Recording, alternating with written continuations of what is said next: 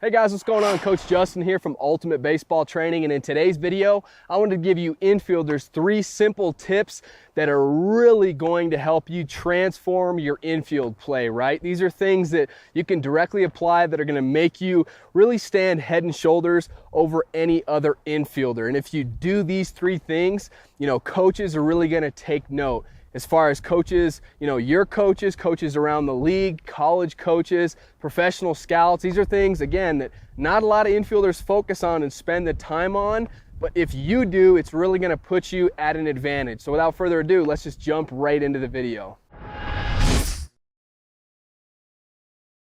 All right, so the first tip I have for you today is to be a great infielder. It's all about the footwork, okay? The legs truly do feed the wolf. And a lot of times you'll hear coaches just rave about, oh, that player's got such soft hands and he makes, plays that no other infielder out there can make. And, they don't really necessarily come out and say that a lot of the times those great plays are really set up by the player's footwork, okay? So it's really, really important to, number one, develop the right footwork when it comes to approaching a ground ball, and then just develop foot quickness and just, never get lazy with your feet. I see a lot of players, and this is not just younger players, this is high school players, even some college players. When they make mistakes in the infield, they get lazy with their feet, guys, and we can't get lazy with our feet. So just a couple quick little pointers to go along with, it's all about the footwork. How do we properly approach a ground ball? I've talked about this in a lot of my videos, right? But, you get into your ready position. Let's say a ball's hit directly at me. What you want to do is you want to get around the baseball. We don't want to run straight to it because then we lose our momentum. So we want to slightly get around the baseball, and then the footwork is going to be right, left, field. We're going to field the ball slightly on our glove side, okay? If you just let your arms hang down naturally, that's about where you want to field the ball, okay? Slightly on your glove side. Our hands are going to be out in front, but it's right, left, catch, and then right, left, throw. That is the proper footwork, okay? So really, really focus on that when you're taking your ground balls. And you can even, talk yourself through it. You can get in your ready position, and if coach is hitting you fungos, you can just, boom, round the baseball, right, left catch, right, left throw. Just talk to yourself as you're doing it, all right? Another thing I really like to do, another quick little drill to really overemphasize footwork, and this is great for younger players who are really just kind of getting the hang of things.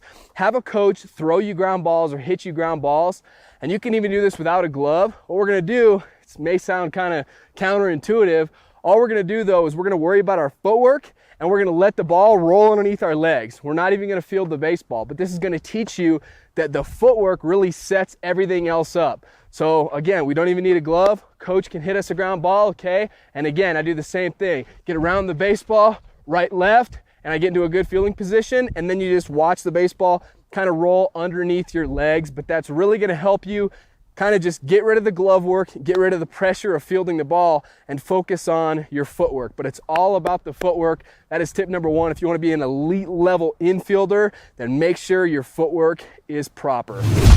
All right, tip number 2, when it comes to actually fielding the baseball, what I recommend you do is focus on pushing the heel of your glove or your wrist, actually push it forward into the baseball when you're receiving it. A lot of players, what they do is they just kind of rely on the ball to come to them naturally, and they let the ball play them. And so if you just don't do any, forward movement with your glove hand when you're fielding the baseball, the ball at the last second can tend to take a bad hop, and then you're gonna, maybe make an error and not be able to make that play. So if we really want to be proactive, if we want to take control of the ground ball, if we want to control the hop instead of the hop control us, then at the very last second, what I recommend you do is actually just push the heel of your glove ever so slightly towards the baseball. So if I'm fielding this baseball here, and it doesn't have to be much, it doesn't have to be over exaggerated, I'm not forcefully pushing it or anything like that, but I get into my ready position, right, left, and I go down to field, and then at the last second, I just ever so slightly push the heel of my glove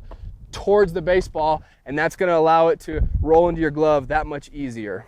All right, the last tip that I have for you infielders, this one is a major key. This is something that a lot of players don't spend near enough time focusing on, and this is gonna set you head and shoulders above the competition. Guys, practice throwing from different angles in practice, because in a game, you're going to be forced to do it. Not every play is fine and dandy where we have plenty of time to stroll over and field the ball and throw it from 3/4 or up top. Not every play is like that. Sometimes double plays, you know, you're going to be feeding the ball from down here, or you're going to be doing flips. Sometimes if you have one of those backhand jeter plays, it's going to be, you know, just a different throw. So in practice, whether it's batting practice, whether it's drill work, we need to focus on throwing, you know, over the top, 3/4, sidearm, maybe sometimes down here, you know, because there's, you know, you're going to be challenged in a game. You're going to be having to throw from multiple different angles. So you better work on it in practice. Otherwise, in the game, you're going to get exposed. And that's why I say that it's really going to put you head and shoulders above everyone else. Because a lot of the times, you know, let's take a slow roller play for an example. A lot of times, especially at the high school level and below, guys can't make that play because they never practice it in practice. They never practice throwing from down here.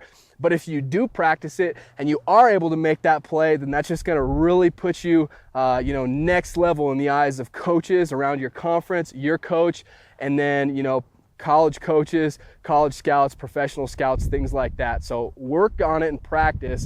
Don't just expect it naturally to kind of be there in a game.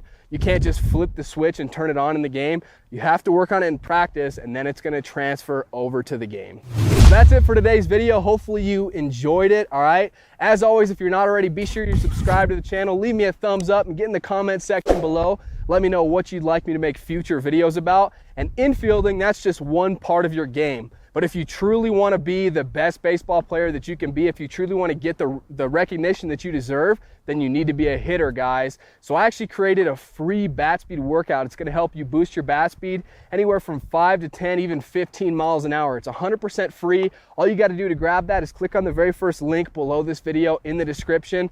That'll take you to my website. I just need your email address, and I will immediately send you that free bat speed workout. So go grab the workout. Be sure you're subscribed. Thank you so much for watching, and I'll see you next time.